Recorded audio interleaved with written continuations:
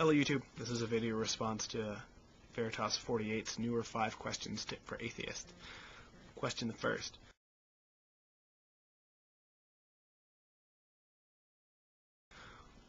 Well, we're talking about God here, so even though I don't believe he exists, I understand what the word God is supposed to mean in the sense that, this is the creator of the universe. So yeah, I'm not going to be, belligerent toward God or rebellious, but I'm going to say as respectfully as I can, God,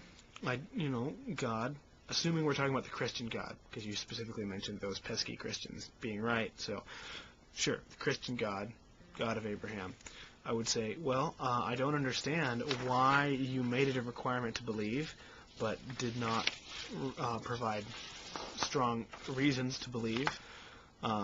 No evidence, in other words. And if you choose to punish me, either by annihilating me or by sending me to hell for eternity because of that, well, obviously there's not much I can do about it, but for what it's worth, I profoundly disagree with that. Question the second.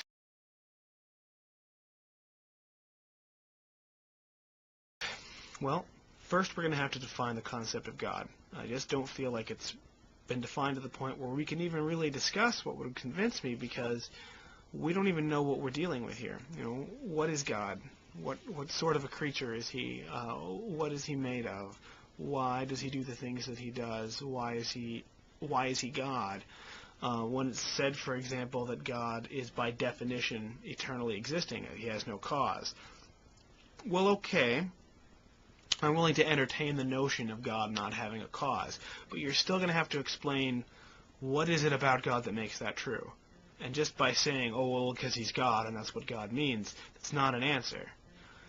That would be like if you asked me why does this car have the ability to travel so fast, so much faster than a human being can? Why can this car go 70 or 80 miles an hour? And I'll say to you, well, it's because it's a car, and that's what a car is.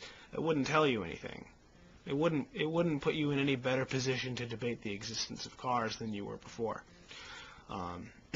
So we can all agree that cars exist. If we assume that God exists, then we should be able to have the same sort of concrete, coherent discourse about him, but it doesn't seem like we are. Third question.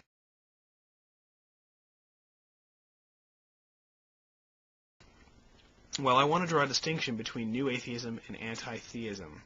Anti-theism is not so much being against theism philosophically as it is the statement that not only do I not believe in God, but I'm glad that he's not real. I think it is a good thing that God is not real. That's the statement of an anti-theist. Whether that applies to me or not, well, that depends. To an extent it does. I'm glad, for example, that the God of the Quran is not real. I'm glad that the God of the Bible is not real. But am I glad that there's no God at all? Well, not necessarily. I think that there are several concepts of God in the world's religions, and countless gods that I could just dream up in my imagination that would all be either a neutral impact or an improvement on a godless universe. So I don't necessarily think that I'm against the entire idea of gods in that sense. I think that that's a matter of personal taste. New atheism, on the other hand, which is more tied to this idea that we need to dispel the sense of respect for religion that exists, and I want to clarify first of all up front, that's not saying, as I understand it, and as I would endorse it, it's not saying we need to be specifically disrespectful of religions, although certainly some people take it that way. The actual the statement of the movement is we need to stop being so especially respectful of religion to the point that we can't have open discourse about it.